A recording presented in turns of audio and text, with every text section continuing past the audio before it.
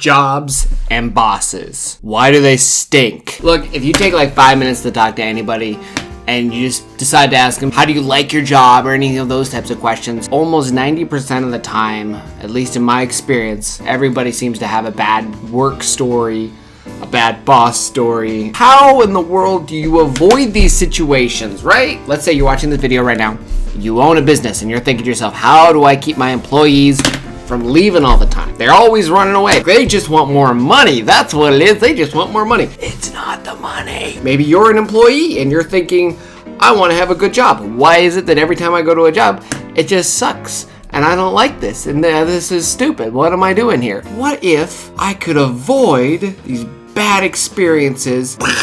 My hope for this video is that you will interact with these ideas. I am 28 years old. I've worked a bunch of different jobs. I've changed careers twice already. I would be considered a millennial. I love working. I love working hard. I do the best that I can. I've been promoted in most places that I've been in. I have experienced both good and bad bosses. And something that I've come to realize is that to those of you that are looking for work right now, you don't have to settle for any opportunity that shows up. For those of you that are looking for new employees, you don't need to settle for any employee that just shows up. Let's talk about a couple things. Right off the bat, there are extremes on both directions. There are people that should never be in leadership. There's people that you should just never hire.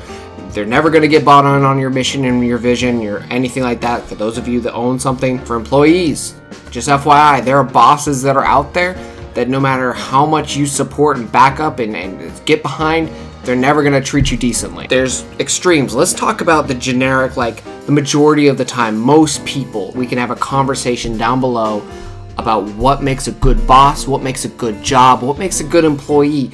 How can we work to make things better? Because I think we can all agree that every single person immediately going to complaining about their work is probably a bad indication that we don't have the most healthy of workplace in America. Can we say that? We don't have the greatest work structure in America.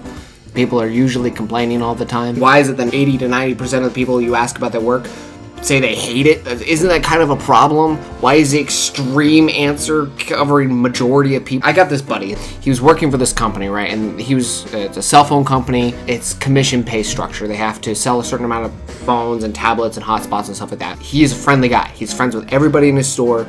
And at the end of every single month, everybody goes from being friends to being cutthroat. And they're all like at each other's throats trying to I gotta get this customer, I gotta get this thing so that I can get my commission bonus.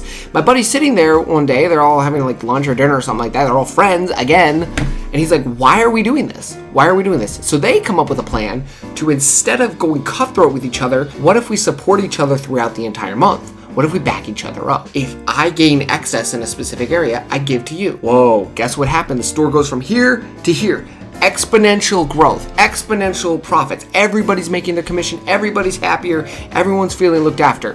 What does the district manager do? Tries to shut it down. Why? The dude sits everybody down and says, you can't do any of this. My friend's like, do you like your paycheck? Do you like it getting bigger? They wind up selling the store. Another corporation comes in. They come in and they just make everything super strict.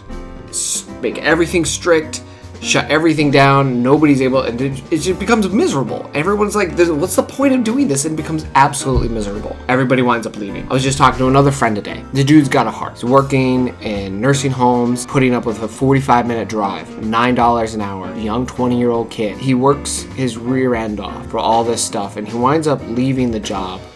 Not because of the 45-minute drive, because of the $9 an hour pay. He wound up leaving the job because he felt disrespected by the people that were above him. So I did a little Google research. Why is it that so many people leave their job? According to a Gallup poll, here's a couple reasons. You guys ready? All right, so it's a lack of appreciation, feeling burnt out, lack of flexible hour work options, wanting to work remotely, poor mental health, relationship with management, corporate culture, lack of engagement, unhappy at work, lack of career growth. What if there was a way to get around all of these things? I had good boss interactions, I've had bad boss interactions. Some of the things that were really different for me, I worked at a restaurant for a little while, and it was a really stark interaction between two different bosses. One guy on one side was really self-focused on himself. He was trying to date One of the people that were working there was really weird. He wound up getting fired, but the dude demoralized everybody that he was around. And then there was another guy who came in, and he cared about the business. The boss cared about his business, but he also cared about the employees. He cared about how they were doing. He wanted to make them more money. He wanted to, but more than just making them more money, he wanted to make their lives better. He cared about their lives. He got to know us. And guess what happened? One boss over here, we have inappropriate, trying to have a relationship with the employees, didn't really care about the job, didn't really care about the place. None of us really cared about what we were doing either. We were just there for the paycheck because it's what we had. This dude comes in, he cares about what's going on, he cares about the business, he cares about us as people. We get re-energized, we jump into the work, we start caring about the restaurant and wanting to make it look better, and we did. It did happen. We changed the image of the restaurant because the boss cared. He cared more about us than he cared about his paycheck. And actually, all this whole list that I just read off, most of us don't care about the paycheck. Yeah, we need the paycheck to pay our bills, but at the end of the day, it's not the thing that motivates people the most. Money is not the primary motivator for getting people to work harder, to be more invested in your business or anything along those lines. The biggest thing that motivates people is knowing that they're cared about. If you're looking for work right now, use this as a framework because you were the best bosses to work for. They invited me into why they were doing what they were doing. They didn't pull me aside and reprimand me if I did something wrong. They pull me aside and explain the reason for why we're trying to get to a destination. They sold me on the actual goal. They didn't sell me on the process. We're here as a business. We want to get here. This is the best way that I think, so I'm going to sell everybody on the way to do it. And if they just buy into the way that we're doing it, we're going to arrive at the goal. But the reality is, nobody's bought in. None of the leadership is actually bought in the way that you're doing it. They're all bought in the destination. So they're willing to change the way things are done. So they convince everybody to buy into the process, and then the process changes, and then everybody gets upset and angry, and there's this gigantic division that happens. It's just a mess. Best bosses that I had were the bosses that took time to explain what they were trying to do. They were vulnerable with me, invited me into the goal and not just the way in which we were trying to get to the goal. They valued me as an individual. They got to know me separate and distinct from the work that I gave them. And I could tell. You can tell the difference between good bosses and bad bosses because you can feel it. Trust me, if you're working right now and you've got a bad boss, you feel it. Correct me if I'm wrong down below. So when I was working for the restaurant, I was not making enough money, and there just wasn't enough money in the restaurant. And so when I approached them and said, hey, I'm looking for another job, they didn't get mad at me. They were like, okay, go and do what you gotta do. And we're here, and hey, you wanna work here on the weekends and stuff like that. Totally different attitude than other bosses that I've had in the past that were solely centered on themselves. So these guys came alongside and were like, okay, yeah, you need to go make more money so you can pay off your student debt. Awesome. Hey, if you want to come and take up a shift, go ahead. And they wanted to see me succeed as a person. So what were the bad bosses in my life? The worst situations that I ran into were people that were afraid of everyone around them. The worst bosses were convinced that everybody was out to get them. They saw people as stepping stones to get to where they wanted to be. Ultimately, they were self-centered. It was all about them and where they're going. There's this concept from this guy named Jocko, and if you've never heard of him, he's a little vulgar sometimes, but he's got some really good business concepts. The idea of taking personal responsibility and treating people right. He does a really good job of talking about this type of stuff. He talks about this concept of decentralized command, where if you can sell your people on the goal, and they are equipped and prepared to go to do what it takes to get to the goal, and you release the responsibility to those people, you now have 100 leaders pursuing a goal instead of just one person pursuing the goal.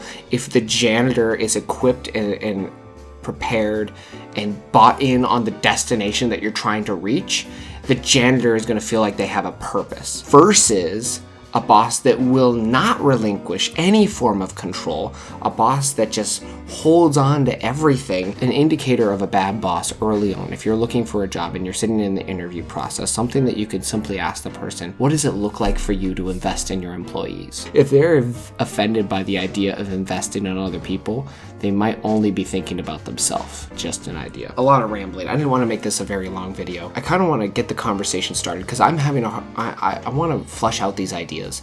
Like, what makes a good boss? What makes a bad boss? What motivates people better? What's a better way of motivating people? Money is not. It's never been a key motivator for myself, and I don't know a lot of people that have been really motivated by money. At least good people, you know what I'm saying? Like I've known people that are motivated by money, but they're not necessarily the people that I want to be around. But I've had this idea of like there's this rift between employees and management, and I think the rift is defined by fear. I think employees feel used and misused, and I think management is afraid of their employees and they don't think that the employees get it and they're just dumb. What if our corporate structure shifted from I'm gonna get mine to how can I help someone else get theirs? This idea of, instead of viewing people below you or around you as a resource to harvest, but as an opportunity and a person to invest in. So if you're an employee showing up at work, how can you invest in the people around you? How can you invest in the goals and the dreams of the people around you? If you're a manager at a place of work or an owner of a place of work, are you thinking, how can I get my employees to work harder for me? Or are you thinking, how can I work harder for them? How can I make their lives better? How can I come alongside them and lift them up? What are their dreams in 5 years? It's both and. If the employees ask the question, do I really believe in the business that I'm working for? If the answer is no, then you should find other work. You shouldn't be doing what you're doing because you're wasting their time and space. You're getting in the way. Go find something to do something that you actually believe in. Management. If you're not willing to invest in the people that are below you, you're not really leading. You're just yelling. What if you went to work with the idea, I'm going to invest in the people around me? And what if leaders cared about the people below them, even if it didn't benefit the leader? Like, what if your good employee wants to leave in 5 years because they have a dream? Are you still going to support them, or are you going to just try to take everything you can from them? The difference between investing in somebody versus just taking from them. You can protect yourself when you're looking for labor just by asking that question. What does it look like for someone to be invested here? I think it's really important as leaders that people stop trying to just sell the way in which you do things, but start selling the why. Equip your employees, invest in them. Let me know what you think. I just think there's this lack in our corporate structure right now where people, they're in it for themselves and they're trying to get more out of people, and it's kind of a paradox. The best way to get more out of people is actually to give yourself. People know when you're doing it to manipulate them. Like, people know when you're faking sincerity. You have to be genuine. If you want to really motivate people, if you want to have a really good job, it's got to be a place where you show up to work and your goal is to invest in the people above you. And if you want a good place to work, if you want to be a good boss, be someone that invests in the people around you, below you, even if it costs you. I don't know. What do you guys think? Let me know.